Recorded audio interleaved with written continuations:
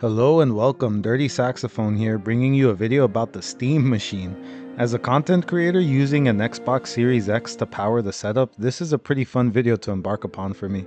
So Steam just dropped an announcement for a console PC hybrid that immediately brings the previously announced Xbox hybrid console to mind. And it's certainly doing a lot to shake up the console market right now. Like I say in all of my videos, I'm a new content creator and I have a lot to learn about video structure as well as speaking to an audience in general, so please bear with me as I get good. Alright, so let's get right into it. Is the Steam Machine an Xbox killer? No, but it could be in the future. Right now, the gaming news landscape is still caught up in the negative hype surrounding Xbox, which is definitely well deserved. That kind of thinking can threaten to really run away with the truth, however, so we're going to stop and take it a little slow for my take on this. We're fortunate enough for Digital Foundry to have already released a speculation video on the Steam Machine and the other hardware announced together with it, which includes the Steam controller and the VR headset. Given that I have close to zero experience with PC gaming hardware, that video was wonderful in helping me to understand what's going on and, well, it's promising, but far from decisive. The Steam Machine is going to launch with 8 gigs of VRAM and it claims to be 4K 60 FPS capable, although some tweaks to game settings may be necessary on occasion, and that alone already delves into some concerns that a lot of gamers have towards the ROG Ally, for example. Right out of the gate, it sounds a lot less plug and play than traditional consoles, which is a net negative, especially for smooth brains like myself. To be honest, it isn't an inability to troubleshoot to play video games that bothers me. It's that I do enough troubleshooting at work dealing with machinery that runs on the Windows operating system and other systems as well. I don't want to come home and have to do the same thing to play my games. The next issue is the limited VRAM. Compared to the incoming Xbox hybrid console, the Steam Machine is likely to be way less powerful, albeit less expensive.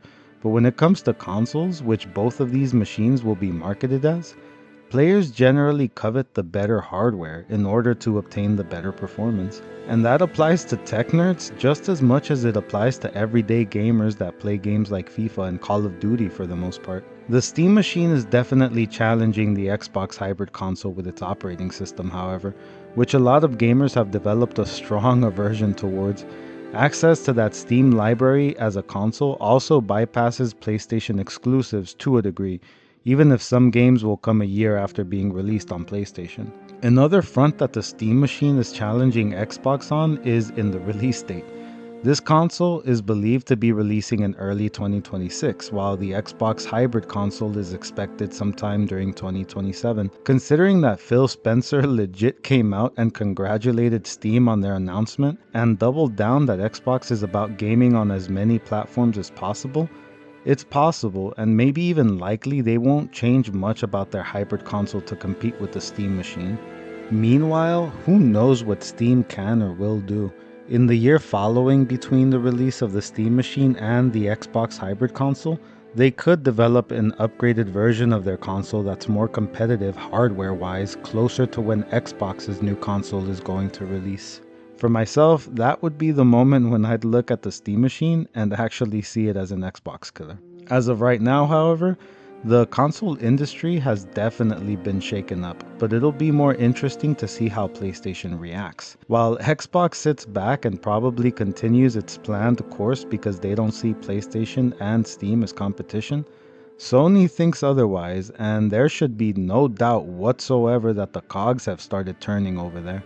As of now, I had been planning to exit the Xbox gaming ecosystem to head for Sony because Xbox legit has nothing left for me. But now, the discussion has changed. Sony will still have the better exclusives and likely hardware that's just barely enough to scrape by, but being beat out in terms of PC versatility by both of the other big name consoles in the market doesn't bode well for them. Nintendo doesn't count, by the way. Again, as an Xbox gamer, mid-2027 is probably when I'll be able to start having a clearer picture as to which other console is going to make me ditch my Xbox. If I decide to ditch it at all. because I could just be entirely wrong about Xbox's approach. What if they create an all-new Xbox OS that allows for more user-friendly access to the Steam library in response to the ROG Ally backlash? Same could be said of PlayStation. They already pivoted towards a more hardware-heavy console to compete with Xbox Hybrid Console, which shows because their next console is rumored to be around $1,000 as well. I don't think that PlayStation console was planned to enter development either until Xbox announced their hybrid console.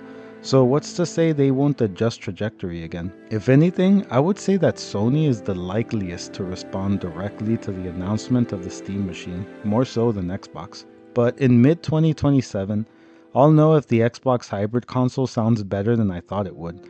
I'll know if Steam is planning to release something like a Steam Machine Pro, and I'll also know if PlayStation course corrected in any way. All that cold, hard, boring logic aside though, I think all of us gamers as a collective can breathe a sigh of relief here because the announcement of the Steam Machine will fill the void that Xbox has left behind in that it will create healthy competition in the console industry.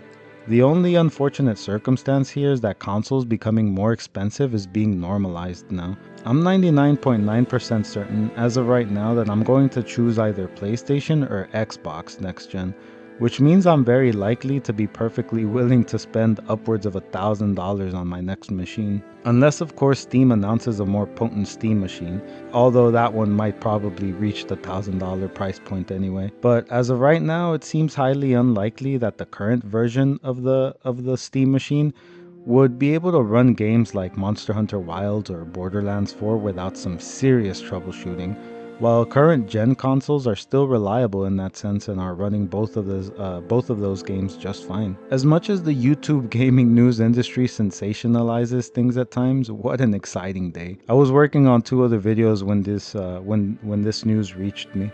I dropped everything and got right to work on this instead. Fun times. Anyway, that'll wrap it up for this video. If you enjoyed, like and subscribe. If you didn't enjoy, hit the dislike, but let me know why in the comments. I'm always in the market for constructive criticism. Hope you enjoyed as much as I enjoyed. See you on the next one.